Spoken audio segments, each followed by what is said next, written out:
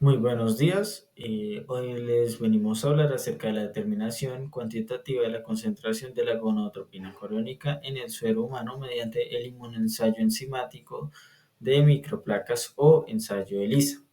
Mi grupo está conformado por Ángela Yulitza Barco, Ojeda, Jimer Julián, Vanega Sepúlveda, Yandri Natalia Caicedo Peña y quien les habla Fabián André Valderrama. La ELISA es el ensayo por inmunoabsorción ligado a enzimas. Es una técnica inmunoquímica altamente sensible y específica, utilizada para detectar y cuantificar la presencia de una sustancia de interés. Normalmente es un antígeno o un anticuerpo en una muestra biológica. Este método se basa en la interacción que hay entre antígenos y anticuerpos, aprovechando la capacidad de los anticuerpos para unirse a la gran afinidad a sus antígenos correspondientes. La técnica implica el uso de una enzima conjugada a un anticuerpo o a un antígeno, la cual actúa sobre un sustrato cromogénico, que pues el sustrato cromogénico es un compuesto que cambia de color al ser procesado por la enzima. La intensidad del color producida es directamente proporcional a la cantidad que hay del analito, pues que el analito es la sustancia objetivo presente en la muestra y puede ser mediada por un lector de placas espectrofotómico. Existen varios tipos de ELISAs: la directa, indirecta, tipo sándwich y competitiva. La ELISA directa es el tipo de ELISA más sencilla que se utiliza en laboratorio para determinar la presencia de un antígeno específico, ejemplo, la proteína viral o la proteína de una bacteria en una muestra. Este tipo de ELISA solo usa un anticuerpo que está conjugado, o sea que está unido directamente a una enzima. Este anticuerpo se une al antígeno y luego al agregar sustrato adecuado, la enzima genera una reacción visible que sería un cambio de color, que indica la presencia y la cantidad del antígeno. Seguimiento de ELISA directa. El primer paso es la adición o agregación de la muestra a los pocillos, pues aquí la muestra contiene el antígeno de interés y estos se añaden directamente a los pocillos con una micropipeta. El segundo paso es la unión de las proteínas. El antígeno presente en la muestra es absorbido o se une a la superficie del plástico de los pocillos. Tras un lavado, pues se bloquean los sitios de unión no específicos para evitar los resultados falsos. Como un tercer paso está la adición del anticuerpo de tensión conjugado. Aquí esto se añade el anticuerpo que es específico para este antígeno y que ya directamente ha sido marcado o conjugado con la enzima, que un ejemplo de una enzima puede ser la peroxidasa. Este anticuerpo específico tiene el antígeno inmovilizado en el pocillo. Por el cuarto paso y último, pues aquí se da la reacción enzimática y la detección.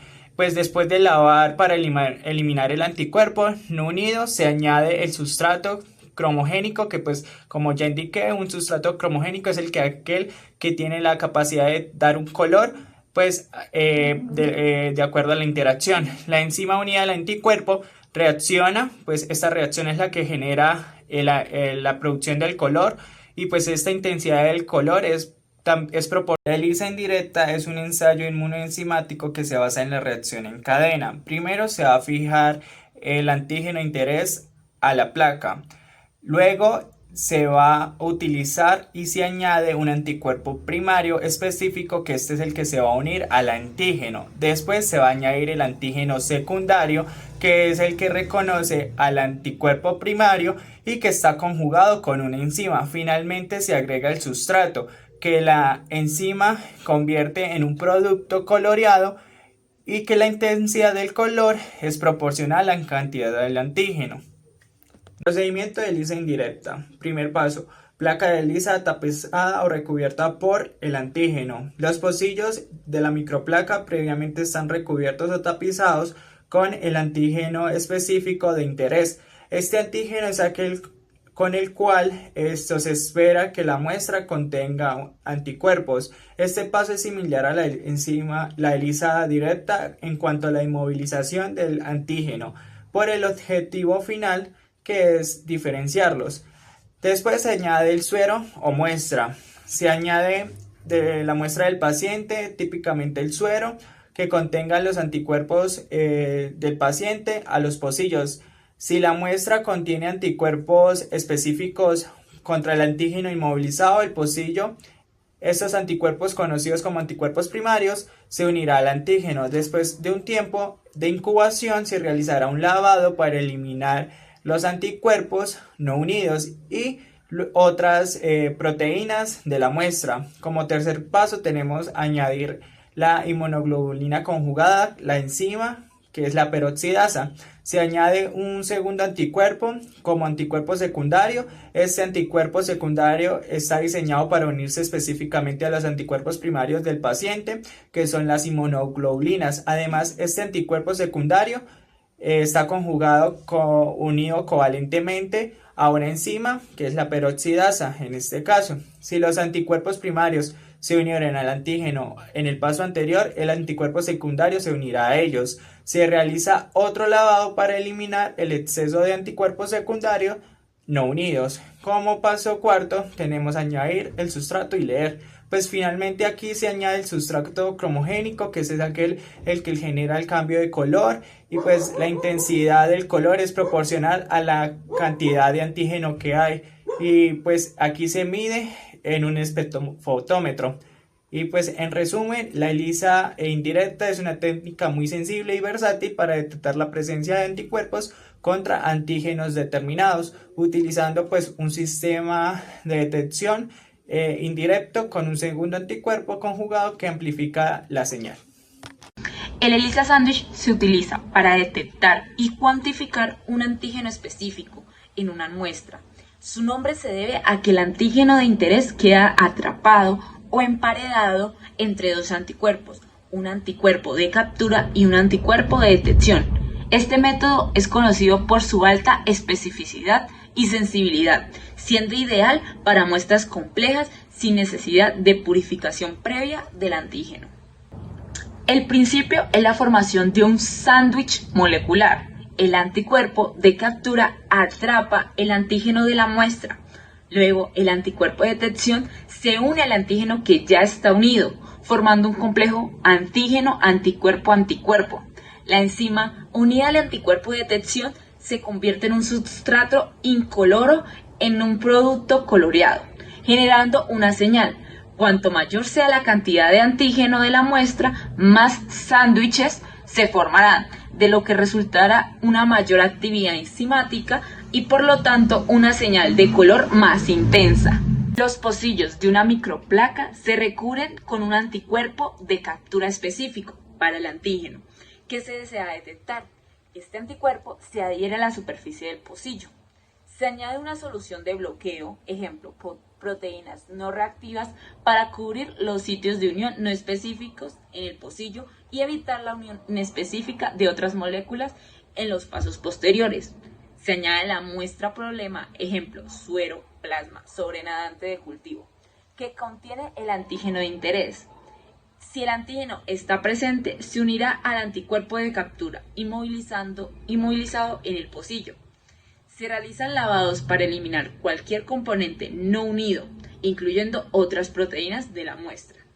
Posteriormente se añade un segundo anticuerpo de detección, también específico para el antígeno, pero que se une al epítopo diferente al del anticuerpo de captura.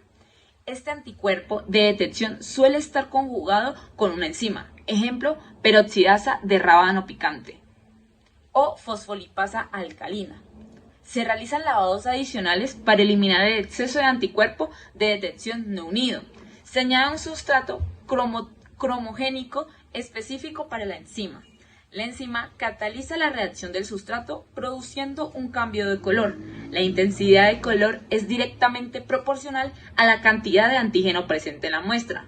Se añade una solución de parada, ejemplo, ácido, para detener la reacción enzimática y estabilizar el color. Su lectura será la absorbancia o su intensidad de color. Se mide en un lector de microplacas a una longitud de onda específica. Los valores de absorbancia se comparan con una curva estándar, generada por concentraciones conocidas del antígeno, para cuantificar la cantidad de antígeno de la muestra problema. El ELISA competitivo se utiliza a menudo para la detección de moléculas pequeñas, como las hormonas, drogas o metabolitos, que solo tienen un epítopo o son demasiado pequeñas para ser emparedadas entre dos anticuerpos. Se basa en el principio de la competencia entre el antígeno de la muestra y un antígeno de referencia marcado por un número limitado de sitios de unión de un anticuerpo. En este formato, la señal es inversamente proporcional a la cantidad de antígeno en la muestra. Cuanto mayor sea la concentración del antígeno en la muestra, más anticuerpos primarios se unirán a él en la solución, dejando menos anticuerpos disponibles para unirse al antígeno inmovilizado en el pocillo. Esto resulta en una menor cantidad de enzima unida al pocillo y por lo tanto una señal de color más débil. Por lo contrario, una señal de color intensa indica una baja concentración del antígeno en la muestra. Su procedimiento se basa en que los pocillos de una microplaca se recubren con el antígeno de interés, conocido como antígeno de recubrimiento o antígeno inmovilizado. Se añade una solución de bloqueo para cubrir los sitios de unión no específicos.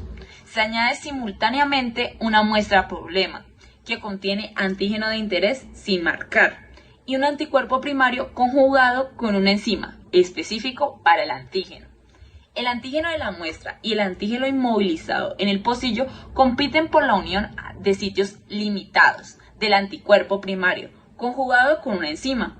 Si hay muchos antígenos en la muestra, hay más anticuerpos se unirán a este y menos anticuerpos quedarán libres para unirse al antígeno inmovilizado en el pocillo.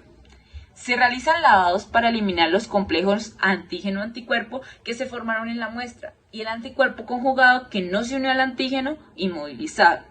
Se añade un sustrato cromogénico, la enzima se unirá al anticuerpo que sí se unió al antígeno inmovilizado en el pocillo, cataliza la reacción del sustrato produciendo un cambio de color. Se añade una solución de parada para detener la reacción. Su lectura será la absorbancia que se medirá en el lector de microplacas. Bueno, continuando con la importancia clínica, tenemos que el ELISA es muy importante para la detección de la HCG, pues tiene una alta especificidad, sensibilidad y además tiene una gran utilidad para el ámbito diagnóstico, ya que no solo se limita a la detección de esta hormona, sino que también detecta niveles anormales del incremento de esta. Esta sensibilidad permite detectar la hormona en etapas muy tempranas del embarazo, lo que quiere decir que al desconocimiento de estar en gestación, la mujer puede realizarse la prueba y con poco tiempo de haber entrado en el embarazo, esta puede saber si está, ya que su alta sensibilidad y especificidad permite la detección de la producción de esta hormona. Además de esto, pues puede detectar alteraciones en el embarazo, indicios de carcinomas, ya sea en mujeres no gestantes o en hombres. Además, el aumento o descenso de esta hormona presenta las siguientes alteraciones durante el embarazo, los cuales son los embarazos ectópicos, los abortos espontáneos, la alteración de la viabilidad del embarazo, además de complicaciones y el más importante sería la trisomía 21 o el síndrome de Down, el cual está asociado a un incremento de esta hormona y a un descenso de la alfa-fetoproteína, hormona importante que es secretada durante el embarazo y ayuda a la formación del feto. Esto radica también pues que entre más tiempo se demore en la detección de estos incrementos puede causar un riesgo para tanto la madre como el neonato y pues el uso de esta prueba puede llegar a marcar una diferencia entre el desarrollo también de carcinomas, ya que pues en hombres no es normal un incremento de esta hormona, lo que conllevaría a una detección de un posible carcinoma en las células germinales que se encuentran en los testículos. Y en mujeres también se puede detectar estos incrementos. De hecho, esto se realiza para detectar también en conjunto con otras pruebas, exámenes físicos, que la mujer no está embarazada y lo que realmente está causando estos incrementos de esta hormona es la formación de algunos neoplasias que eh, producen esta hormona, lo que causa, junto con la acción de dicha hormona, la no eliminación de estas neoplasias y la formación de tumores que futuramente se convertirán en carcinomas malignos. Ya después de haber visto el fundamento de ELISA, sus tipos, vamos a hablar ahora de un estudio que fue realizado en China que analizó cómo los niveles elevados de la gonadotropina coriónica humana beta libre, que es una hormona presente en el embarazo, pueden estar relacionados con complicaciones como la preeclampsia, el polihidraminos o el crecimiento fetal restringido. El objetivo que tuvo esta investigación fue mirar si los niveles elevados de la hormona gonadotropina coriónica humana beta libre en el segundo trimestre de embarazo pues están relacionados con un mayor riesgo de complicaciones como lo pueden ser la preeclampsia, la restricción del crecimiento uterino, el polihidraminos, la hiperlipidemia y otros resultados adversos en el embarazo que son conocidos como el APO. Aunque se conoce como un marcador de otras enfermedades prenatales como el síndrome de Down, este estudio pues indaga su posible relación con otras complicaciones clínicas. En el diseño del estudio se analizaron datos de más de 22.000 embarazadas que fueron divididas en dos grupos según los niveles de hormona con los que contaran en el suero durante pues su segundo trimestre. Este marcador bioquímico fue evaluado entre las semanas 15 y 20 más 6 de gestación. Se excluyeron lo que son los embarazos múltiples por fertilización in vitro, algunos que vinieran con defectos congénicos o anomalías cromosómicas, entre otros. Respecto a la metodología del estudio, se utilizó un diseño de cohorte retrospectivo, lo que significa pues que se analizaron datos recopilados en el pasado para observar relaciones entre la exposición a una variable y ciertos resultados en el embarazo. El lugar del estudio fue el Hospital de Mujeres de Shanghai en China en un periodo analizado desde el enero del 2028 a diciembre del 2024. La población estudiada se incluyeron 22.745 mujeres que presentaban embarazos únicos, es decir, a aquellos que no fueran múltiples. Grupo de exposición pues estuvo conformado por 1.978 mujeres que presentaban los niveles elevados y un grupo de control que incluyó a 20.767 mujeres cuyos niveles eran considerados dentro del rango normal. Y pues en análisis para comparar los riesgos entre los grupos se utilizó una regresión de Poisson modificada, que es una técnica estadística útil para analizar tasas o razones de riesgo. Se calcularon lo que fueron los riesgos relativos junto con sus respectivos intervalos de confianza al 95%, pues para estimar la fuerza de asociación entre la exposición y los desenlaces que queremos analizar y que fueron analizados. Se emplearon definiciones clínicas estandarizadas para poder clasificar las complicaciones del embarazo. Por ejemplo, se consideró macrosomía, un peso fetal mayor a 400 gramos, y RCIU cuando el feto tenía el peso por debajo del porcentil 10 para su edad gestacional. Esto permitió pues, establecer comparaciones objetivas entre los dos grupos de estudio con los que se llevó a cabo pues, todo este proceso. Resultados principales. Los datos muestran que mujeres con HCG beta libre elevada tienen un mayor riesgo significativo de sufrir complicaciones diversas. El riesgo polihidramnios casi se duplica, también se observó un aumento significativo de preeclampsia, hiperlipidemia, RCIU y nacimientos femeninos. Además, hubo una correlación fuerte entre la HCG beta libre y niveles elevados de alfa-fetoproteína o otros marcadores de riesgo. Los análisis demográficos nos demostraron que las mujeres que tienen niveles elevados de la hormona gonadotropina coriónica humana beta libre eran pues en promedio aquellas que son primer gestantes o las que cuentan con un menor número de partos previos. Sin embargo, otras características clínicas como lo pueden ser la edad o el IMC fueron similares pues en ambos grupos, lo que nos refuerza que las características y diferencias observadas pues están relacionadas con el biomarcador y no con unas condiciones basales. Bueno, ahora en discusión colocamos que en este estudio se desarrolló una relación entre los altos niveles de beta-HCG libre y los trastornos como la preeclampsia, la hipertensión gestacional, las polihidramnios y las anemias gestacionales, además de que una beta-HCG libre elevada está estrechamente relacionada con la disfunción trofoblástica, el estrés placentario y está asociada a resultados adversos del embarazo. Principalmente esos resultados vienen siendo negativos, además de que el desarrollo de patologías está estrechamente relacionada a la afectación del flujo sanguíneo uteroplacentario presentado por las gestantes. La vascularización deficiente compromete el desarrollo fetal y se observa una mayor tasa de complicaciones en fetos femeninos. Esto se intuye que es una interacción hormonal muy diferente que causa las complicaciones. Además de eso, también se registró que en el entorno, pues las gestantes que no presentan problemas como tal, sí tienen unos niveles de beta-HCG libre elevados, lo que puede llegar a ser un marcador específico de esa zona, ya que pues como tal, esto se desarrolla en China.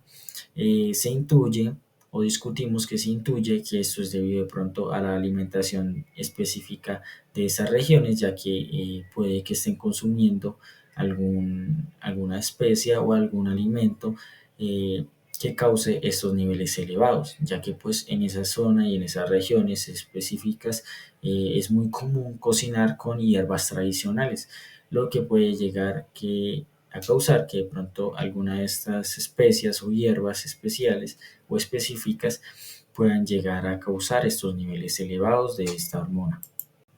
Y en conclusión, tenemos que el método ELISA para la detección de la hormona gonadotropina humana o HCG es una herramienta importante en el uso diagnóstico de las variaciones de esta hormona, ya que puesto que tiene una alta sensibilidad y especificidad, esto nos ayuda con el diagnóstico y detección de enfermedades asociadas con el incremento de esta hormona. Algunas de ellas pueden ser el cáncer, principalmente, o en mujeres gestantes pueden ser complicaciones en el embarazo. El diagnóstico temprano de estos cambios de la hormona o de los incrementos o descensos de los niveles de esta hormona pueden ser clave para muchos diagnósticos, además de que la intervención médica puede ser mucho más óptima, previniendo así posibles enfermedades futuras o complicaciones en el embarazo de mujeres gestantes.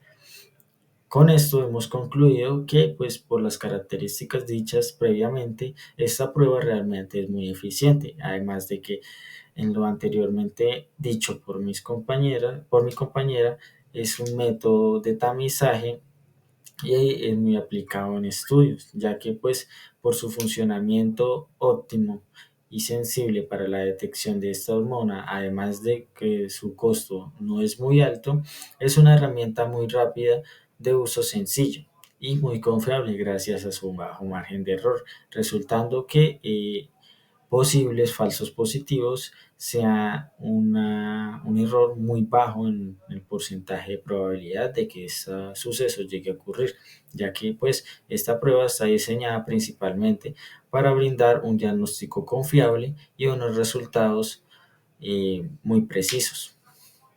Con esto concluimos la presentación. Muchas gracias.